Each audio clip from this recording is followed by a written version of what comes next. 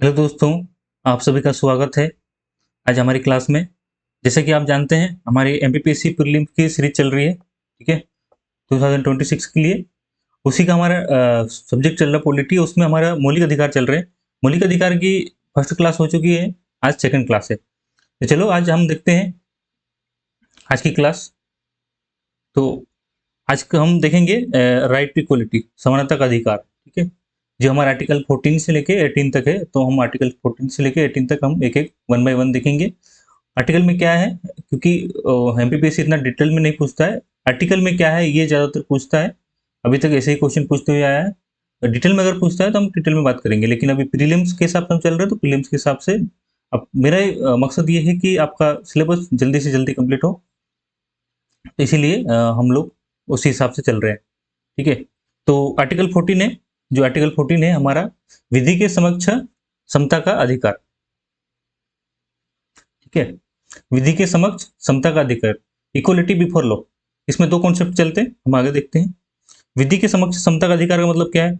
राज्य भारत के राज्य क्षेत्र में किसी व्यक्ति को विधि के समक्ष समता या विधायी के समान संरक्षण से वंचित नहीं करेगा, ठीक है।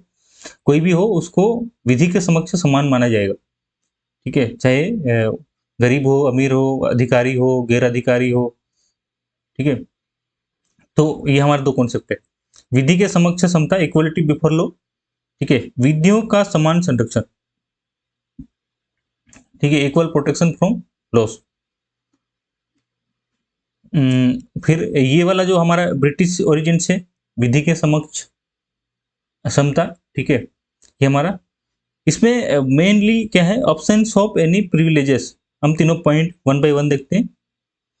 किसी व्यक्ति के पक्ष में विशिष्ट विशेषाधिकारों की अनुपस्थिति, ठीक है, किसी को भी स्पेशल प्रिविलेज नहीं मिलेंगे, विशेष अधिकार नहीं मिलेंगे, चाहे कोई भी हो, उसको समान रूप से कानून के समक्ष समान रूप माना जाएगा, ठीक है।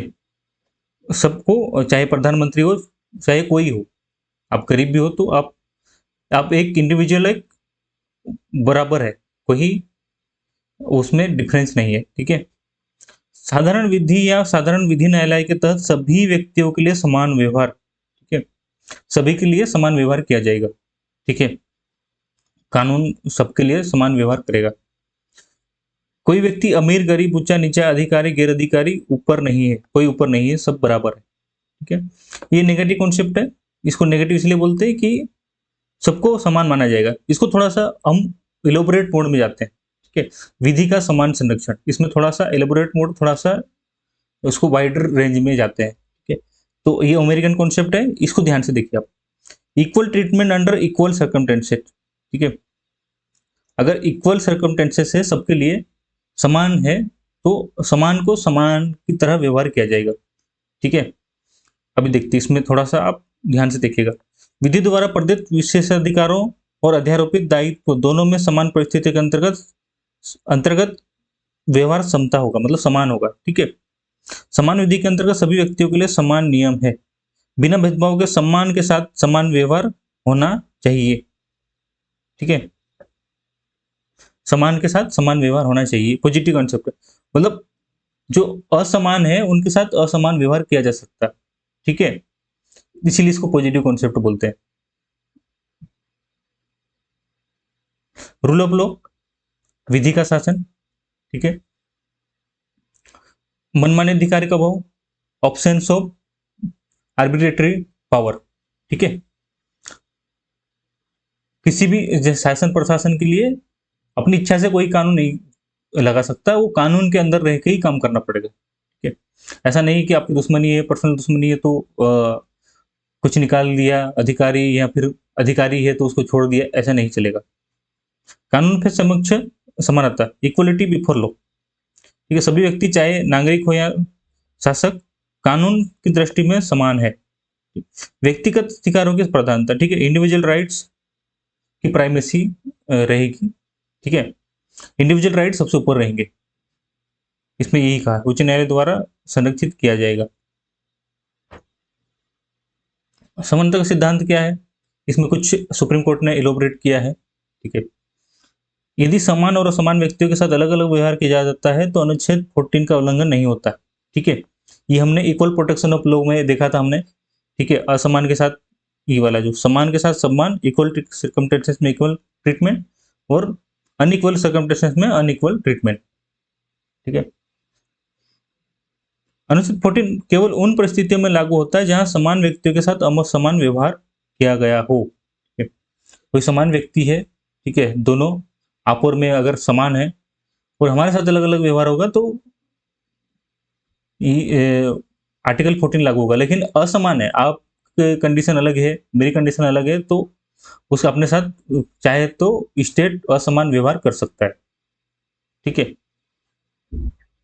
इसने वर्गस क्लासिफिकेशन पर प्रतिबंध लगाया, लेकिन रीजनेबल क्लासिफिकेशन किया जा सकता है, ठीक है। ये थोड़ा मैं डिटेल में चले गया, लेकिन ठीक है, ये आर्टिकल 14 ज़्यादा काफ़ी इंपॉर्टेंट है इसलिए डिटेल में गया। बाकी आर्टिकल्स में काफ़ी शॉर्ट में पढ़ाए हैं, शॉर्ट में ताकि आपको समझ में आए, और एमपीपीसी प्री क्वेश्चन किस टाइप से पूछता है वो भी समझ में आए। हम पीवाई के क्वेश्चन भी आगे लेंगे। तो इसमें एक्सेप्शन कुछ है, ठीक है। राष्ट्रपति और राज्यपाल को जब वो पद पे आसीन है उस टाइम पे कोई भी कार्यवाही प्रारंभ या चालू कार्यवाही चलाई नहीं जा सकती, जो चल रही है वो भी बंद हो जाएगी, ठीक है। लेकिन चाहे क्रिमिनल हो चाहे सिविल हो, लेकिन सिविल में एक है कि सिविल चलाई जा सकती है 2 महीने के पूर्व नोटिस के बाद, ठीक है। 2 महीने का नोटिस दिया है, आज अगर कार्रवाई चालू करना तो आज से पहले 2 महीने पहले नोटिस दिया होगा, तब आप चालू कर सकती हैं। आज नोटिस दोगे तो 2 महीने बाद कार्रवाई चालू कर सकते हैं। ये सिविल प्रोसीडिंग है सिर्फ, ठीक है, जो सिविल कानून है, क्रिमिनल नहीं चलाई जा सकती। तो आप बोलोगे वो तो राष्ट्रपति और राज्यपाल को तो इम्यूनिटी, हाँ इम्यूनिटी है, लेकिन वो ये है कि ये नहीं बोला गया है कि इम्पीचमेंट नहीं कर सकते। और संसद फिर चाहे तो अगर कोई क्रिमिनल कर देता, कोई क्राइम करता है, तो संसद चाहे तो इम्पीचमेंट कर सकती है राष्ट्रपति का, ठीक है। और राज्यपाल को तो केंद्र सरकार हटा ही सकती है राष्ट्रपति के कानून से, नोटिफिकेशन से। राष्ट्रपति नोटिफिकेशन निकालता है अपॉइंटमेंट का। सिविल प्रोसीडिंग्स केवल 2 माह पूर्व, ठीक है। ये आर्टिकल अनुच्छेद 361 में भी मेंशन है, हम आगे भी पढ़ेंगे उसको। डिप्लोमेटिक को इम्यूनिटी, डिप्लोमेट्स को इम्यूनिटी मिलती है ताकि कोई भी देश ऐसा, ये ट्रीटी होती है उसी के तहत डिप्लोमेट्स को ऐसा उनके साथ सिविल या क्रिमिनल नहीं चलाए जा सकते कानून। यूएन और उसकी एजेंसियां, उनको भी इम्यूनिटी प्राप्त होती है, ठीक है। अब आर्टिकल 15, ठीक है। Article 15 provision of discrimination on certain grounds, भेदभाव का निषेध, ठीक है। अब जाति, लिंग, धर्म के आधार पे किसी के साथ भेदभाव नहीं किया जा सकता, ठीक है। तो हम आगे देखते हैं आर्टिकल 15 सब क्लॉज 1, ठीक है। ये सब क्लॉज 2 के ऊपर क्वेश्चन आ भी चुके हैं, तो आप ये सब क्लॉज जरूर, इसलिए मैंने अलग से लिख के लाया हूँ। ये सब क्लॉज सारे एक बार जरूर देखना आप अच्छे से, ठीक है। सब क्लॉज 1 में क्या है, राज्य केवल धर्म, वंश, जाति, लिंग या जन्म स्थान के आधार पर किसी नागरिक के साथ भेदभाव नहीं करेगा, ठीक है। इस आधार पर नहीं करेगा, धर्म के, वंश, जाति, लिंग के आधार पर। नागरिकों को दुकान, आर्टिकल 15(2), ये प्राइवेट इंडिविजुअल्स के खिलाफ है, ठीक है। कोई भी किसी के पास होटल है, ठीक है, किसी का होटल है, मान लेते हैं एक एग्जांपल के लिए, आर्टिकल 15(2), फिर अपन आगे पढ़ते हैं उसको। एक होटल है, ठीक है, वो सबके लिए अलाउ है, लेकिन उन्होंने बोल दिया कि हम एक जाति है, उस जाति को हम अलाउ नहीं करेंगे, या एक लिंग है जिसको हम यहाँ अलाउ नहीं करेंगे, तो ये अनकॉन्स्टिट्यूशनल है, ठीक है। तो इसके खिलाफ आप जो हमारे कानून है उसके तहत अब जा सकते, कोर्ट जा सकते, ठीक है, लीगल एक्शन ले सकते हो, ठीक है। नागरिकों को दुकानों, सार्वजनिक रेस्तरां, होटल, सार्वजनिक मनोरंजन स्थलों या सार्वजनिक कुओं, टंकियों, स्नान घाट, सड़कों आदि के उपयोग से केवल धर्म, वंश, जाति, लिंग या जन्म स्थान के आधार पर वंचित नहीं किया जा सकता है, ठीक है। कोई प्राइवेट व्यक्ति है, उसका घर है, तो वो अलाउ करे नहीं करे उसकी मर्जी है, लेकिन वो पब्लिक के लिए है। भले उसका घर चाहे होटल ही क्यों ना हो, कोई भी रेस्टोरेंट हो, कुआ हो, वो पब्लिक के लिए अवेलेबल है, ठीक है, सारी पब्लिक के लिए अवेलेबल है। लेकिन अब बोलो कि इस जाति के लोगों को वो लोग अवेलेबल नहीं करेंगे या इस जाति अलाउ नहीं है जाति, तो के खिलाफ कानूनी कार्रवाई हो सकती करेंगे, ठीक है। ये इसके खिलाफ प्रोटेक्शन। आर्टिकल 15(3) सब क्लॉज 15(3) राज्यों, महिलाओं और बच्चों के लिए भी विशेष प्रावधान कर सकता है, ठीक है, बना सकता है। ठीक है। 15 सब क्लास 4 में राज्य सामाजिक शैक्षणिक रूप से पिछड़े वर्गों, अनुसूचित जाति जनजातियों की उन्नति के लिए विशेष प्रावधान कर सकता है। सब क्लास 4 में, ठीक है, विशेष प्रावधान कुछ कर सकता है। अनुच्छेद 15(5) राज्य सामाजिक और शैक्षणिक रूप से पिछड़े वर्ग SC/ST शैक्षणिक संस्थाओं में निजी सहित अल्पसंख्यक संस्थानों को छोड़कर प्रवेश हेतु प्रावधान कर सकता है। ठीक है। आर्थिक रूप से कमजोर वर्गों EWS के लिए जो 10% का आरक्षण दिया है 2019 में 103वें संविधान संशोधन से जोड़ा गया। ठीक है, अनुच्छेद 15 सब क्लॉज 6 में। तो ये सारे क्लॉज आप एक बार, मैं PPT आपको टेलीग्राम चैनल पर शेयर कर दूंगा, तो आप एक बार ये जरूर PPT देख लें। ठीक है। Article 16 equality of opportunity in matters of public employment, सार्वजनिक रोजगार में अवसर की समानता। ठीक है, जितने भी सार्वजनिक रोजगार है, ठीक है, सार्वजनिक रोजगार में हमने देखा था राज्य की परिभाषा में कौन कौन से आते हैं। ठीक है, तो वो सारे अलाउ होंगे। आर्टिकल 12 में हम हाँ, आर्टिकल 12 में ही देखा था हमने कि राज्य की परिभाषा में कौन कौन से आते हैं। ठीक, भारतीय संविधान का अनुच्छेद 16 सरकारी नौकरी में अवसर की समानता सुनिश्चित करता है। ठीक है, किसी नौकरी है चाहे कोई हो, जन्म धर्म जाति लिंग निवास के आधार पर उससे भेदभाव नहीं किया जाएगा। ठीक है, आर्टिकल 16। लेकिन आप बोलोगे कि इसके आधार पर जाति लिखा है इसमें, लेकिन इसके आधार पर आपको भेदभाव नहीं किया जाएगा, तो आरक्षण क्या है फिर? ठीक है, ये क्वेश्चन आएगा आपके मन में, नहीं आया तो भी आप सोचिए कि आरक्षण क्यों है। तो इसमें प्रावधान किया है कि राज्य चाहे तो आप आरक्षण ला सकती है, आगे हम देखेंगे।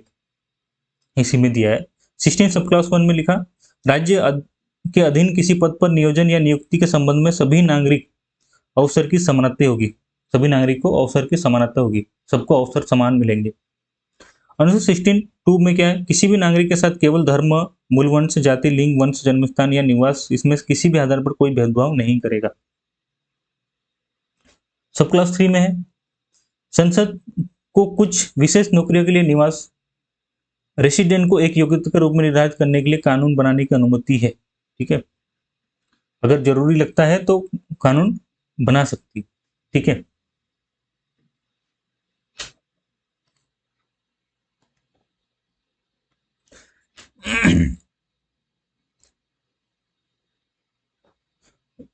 आर्टिकल 16 सब क्लास 4 राज्य पिछड़े हुए नागरिकों के किसी भी वर्ग के पक्ष में नियुक्ति या पदों के आरक्षण का प्रावधान करने की अनुमति देता है यदि राज्य की राय में उनका सरकारी सेवाओं में पर्याप्त प्रतिनिधित्व नहीं है। यही प्रावधान भारत में आरक्षण नीति का आधार है। ठीक है, जो हम बोले थे आरक्षण फिर क्या है, तो ये यही पॉइंट आर्टिकल 16 सब क्लास 4 में मेंशन है। ठीक है, राज्यों को लगता है पर्याप्त प्रतिनिधित्व नहीं है, तो ये इसीलिए लागू किया गया था कि जो हमारे ST/SC, सबसे पहले तो ST/SC को ही लागू किया गया था। ठीक है, उनका सरकारी नौकरी में पर्याप्त प्रतिनिधित्व नहीं था, इसलिए लागू हुआ था। ठीक है, फिर OBC को मिला, अभी तो EWS को भी मिल गया, तो सबको मिल रहा है अभी आरक्षण, ऐसा नहीं है किसी को नहीं मिल रहा, मिल तो रहा लगभग सबको। ठीक है, 16 सब क्लास 4A ये प्रमोशन में है, प्रमोशन में आरक्षण ये कई जगह लागू है, कई जगह नहीं भी लागू है। ठीक है, इसके ऊपर डिबेट अभी चल रही। 16(4)B ये आपको ये बैकलॉग पद के लिए है कि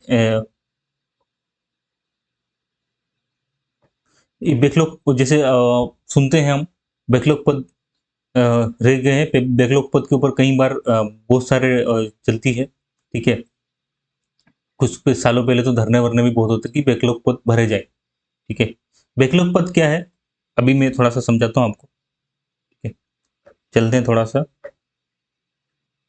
इस साल मान लो अभी कल ही एमपी पुलिस का नोटिफिकेशन आया। ठीक है, तो उसमें मान लो हमने देखा ये है हमारा, ये UR है, OBC है, SC हो गया, ST, हम 4 ही बना रहे हैं मान लो। ठीक है, 10 वैकेंसी आई थी, 10 वैकेंसी आई थी, 10 वैकेंसी आई थी, या कुछ भी आई थी। ठीक है, इतनी वैकेंसी आई। ठीक है, और रिक्रूट कितने हुए,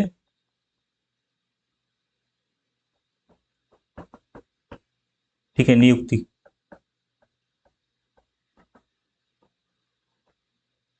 नियुक्ति कितनी हुई ये अपन देखते हैं। यहाँ 5 हुई, यहाँ 7 हुई, यहाँ 4 हुई मान लो। ठीक है, तो ये 10-10 पद आए थे, तो बैकलॉग पद कितने हो जाएंगे? यहाँ 5 हो जाएंगे, यहाँ 3 हो जाएंगे, यहाँ 6 हो जाएंगे। ये है बैकलॉग पद।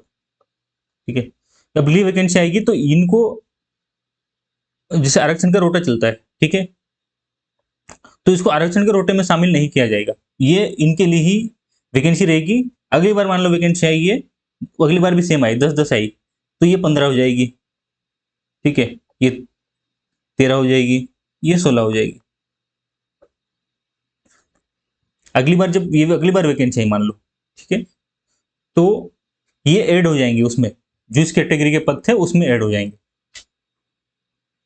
ठीक है, समझ में आ गया होगा आपको? तो हम आगे चलते हैं।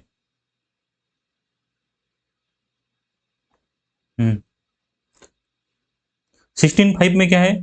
ये एक ऐसे कानून की अनुमति देता है जो धार्मिक या सांप्रदायिक संस्था में पद पर नियुक्त होने वाले व्यक्ति या गवर्निंग सदस्य को, ठीक है, जैसे कोई धार्मिक रूप से या धार्मिक संस्था है या कोई भी किसी संप्रदाय के लिए नियुक्तियां हो रही है, तो उसमें वो धर्म, जाति या कोई भी ऐसा विशेष प्रावधान कर सकता है कि इसी जाति का आदमी चाहिए या इसी धर्म का चाहिए, ये प्रावधान कर सकता है। नेक्स्ट आर्टिकल है, बहुत इंपॉर्टेंट है, इसके ऊपर क्वेश्चन भी आ चुका है। ये क्वेश्चन आया था कि अनटचेबिलिटी किस आर्टिकल में मेंशन है। ठीक है, यहाँ अस्पृश्यता का अस्पृश्यता का उन्मूलन कौन से आर्टिकल में या कौन से अनुच्छेद में ये दिया गया है। ठीक है, तो ये आर्टिकल 17 है, ये क्वेश्चन आ चुका है, तो इसको आगे और पूछा जाने के चांसेस है। कोई जैसे एमपीपीएससी में ये पूछा था, तो कोई और एग्जाम में पूछा जा सकता है। अस्पृश्यता का उन्मूलन किया जाता है इसकी किसी भी बारे में निषिद्ध, ठीक है, इसको पूर्ण तरह से निषिद्ध करते हैं या प्रतिबंध लगाते हैं, या उसे कोई उन्मूलन करता है तो वो कानून के अनुसार दंडनीय होगा। ठीक है, अनटचेबिलिटी करता है तो वो कानून के अनुसार दंडनीय होगा। संसद का अधिकार है, संसद इसके ऊपर कानून बना सकती है और कि अनटचेबिलिटी को कैसे रोकना है, डिटेल में कानून बना सकती है। इतना मेंशन किया है कि निषेध है, लेकिन संसद को अधिकार दिया है कि वो कानून बना सकते, तो उन्होंने वो कानून बनाए थे। ठीक है, आर्टिकल 17 देता है। ठीक है, व्यवहार में भी लागू। ठीक है, वो संवैधानिक तो हो गया, लेकिन व्यवहार में लागू करने के लिए। ठीक है, अस्पृश्यता अपराध अधिनियम 1955 आपका बनाया गया था, उसको 1976 में नागरिक अधिकार अधिनियम 1955 कर दिया गया है, उसका नाम चेंज करके उसमें कुछ और चीजें एलोबरेट की गई। ठीक है, एबोलिशन ऑफ टाइटल्स। भाई टाइटल्स क्या है? सर स्टेबोर्ड क्रिप्स, राय बहादुर, राज बहादुर, ठीक है, राजा महाराजा, राजाधिराज, इस तरह के टाइटल मिलते थे ना, वो अभी किसी को भी टाइटल नहीं मिले। ठीक है, किसी को भी टाइटल नहीं मिलते। अब देख लो, किसी को भी राजा, कोई भी राजा हो, जैसे हमारे बहुत बड़े एमपी के राजा है जो रहे हैं, राजघराना सिंधिया जी, ठीक है, लेकिन सिंधिया जी बोलते हैं हम, उनके टाइटल नहीं है। तो देखते हैं, इसमें दिया है राज्यों, सेना या शिक्षा संबंधित सम्मान के अलावा कोई भी उपाधि प्रदान नहीं करेगा। ठीक है, और भारत का नागरिक विदेश से भी उपाधि नहीं लेगा। ठीक है, और कोई भी, इसमें दो चीजें और है, ये विदेशी के लिए है, ये भारतीय के लिए थी, उपाधि नहीं लेगा। अगर कोई भी विदेशी नागरिक भारत में किसी पद पे आसीन है तो वो उपाधि विदेश से भी नहीं लेगा। ठीक है, विदेश से नहीं लेगा, राष्ट्रपति की अनुमति के बिना, इसमें यही है। ठीक है, और कोई विश्वास का पद धारण करके रखा है, सहमति के बिना भेंट, उपलब्धि, पद स्वीकार नहीं करेगा। ठीक है, उपलब्धि या भेंट या कोई भी विदेशी नागरिक भी अगर भारत में किसी लाभ के पद पर है तो वो राष्ट्रपति की अनुमति के बिना नहीं करेगा। तो ये दो चीजें विदेशी के लिए थी, देश, हमारे देश के लिए। विदेश से भी आप उपाधि नहीं ले सकते। तो भारत रत्न तो मिलता है, ठीक है, ये क्या आर्टिकल 18 का उल्लंघन है? नहीं है। इसने सुप्रीम कोर्ट ने इसको कहा है कि ये Balaji Raghavan versus union of India में केस में कहा है कि ये उप, उपहार है, ये वो नहीं है, उपाधि नहीं है, उपहार है ये, मतलब पुरस्कार। ठीक है, और उसमें ये भी कहा है कि कोई भी, जैसे मेरा नाम है नीलेश, ठीक है, मैं मेरे आगे नाम के आगे प्रत्यय या उपसर्ग में, ठीक है, किसी भी जगह अगर मैं लगाता हूं भारत रत्न, तो ये हो जाएगा इलीगल। ठीक है, और अगर मुझे मिला है तो लगा सकता हूं, मैं ऐसे तो नहीं लगा सकता, मेरे को तो मिला नहीं है ऑब्वियसली, लेकिन मैं बता रहा हूं किसी का भी, किसी जिसको भी मिला है। ठीक है, तो प्रत्यय या उपसर्ग में, मतलब नाम के आगे या पीछे, वो भारत रत्न, पद्म विभूषण, पद्म भूषण नहीं लगा सकता है। ठीक है, अगर लगाता है तो वो उल्लंघन माना जाएगा संविधान का, और उसको वो पुरस्कार, भारत रत्न हो चाहे पद्म भूषण है, पद्म विभूषण है, वो लौटाना पड़ेगा। ठीक है, ये सुप्रीम कोर्ट ने कहा है। तो ये आपका आर्टिकल 18 का उल्लंघन नहीं है। ठीक है, ये थोड़ा सा देख लेते हैं कब कब लागू। 1954 में लागू हुए थे, 1977 में मोरारजी देसाई की गवर्नमेंट आई थी तो उन्होंने बंद कर दिया था। 1980 में वापस इंदिरा गांधी जी की गवर्नमेंट आई, उसके बाद तो वो वापस लागू किए गए थे। ठीक है, अब पीआई के कुछ देख लेते हैं हम। अनुच्छेद 14 किस सिद्धांत से संबंधित है? हमने देखा कौन सा वाला सिद्धांत था, स्वतंत्रता, आर्टिकल 19 से 22, समानता का अधिकार आर्टिकल 14 से लेके 18 तक, संवैधानिक उपचार आर्टिकल 32, और शिक्षा का अधिकार कौन सा है? 21A। ठीक है, अब याद रखिएगा, तो हमारा समानता का अधिकार आर्टिकल 14 है, समानता का अधिकार 14। ठीक है, आंसर समानता का अधिकार। वो अगला देखते हैं, किस अनुच्छेद में धर्म, जाति, लिंग, जन्मस्थान आदि के आधार पर भेदभाव निषिद्ध है? ये हमने अच्छे से देखा है, आर्टिकल 14, इक्वलिटी बिफोर लॉ। ठीक है, कानून के समक्ष, कानून या विधि भी बोल सकते, समता, सॉरी राइटिंग मेरी ऐसी है। ठीक है, आर्टिकल 15 सॉरी, ये है जाति, जन्मस्थान लिंग के आधार पर भेदभाव नहीं करेगा। मतलब आर्टिकल 17 क्या है? अनटचेबिलिटी।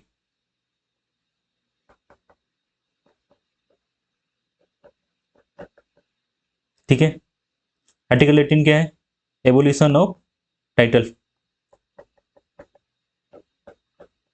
उपाधियों का अंत। ठीक है, पीआई की कभी भी आप लगाते तो ऐसे लगाया करो ताकि ये आपको धीरे धीरे याद हो जाए। आपने अभी देखा, अभी याद भी हो जाएगा धीरे धीरे। ठीक है, तो आर्टिकल 15 किस अनुच्छेद के अंतर्गत सार्वजनिक रोजगार में अवसर की समानता सुनिश्चित करता है?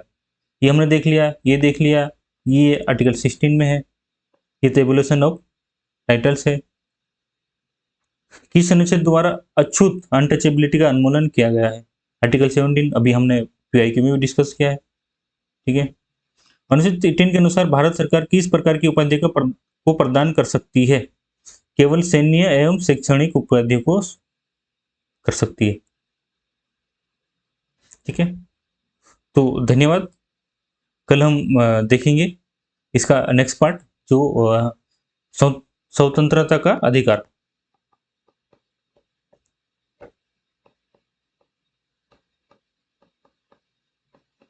अधिकार आर्टिकल 19 से लेके 22 तक, तो कल भी मजा आएगा। आर्टिकल 19 और आर्टिकल 21 काफी मजेदार आर्टिकल से, तो हम देखेंगे उसको, थोड़ा शॉर्ट में देखने की कोशिश करेंगे।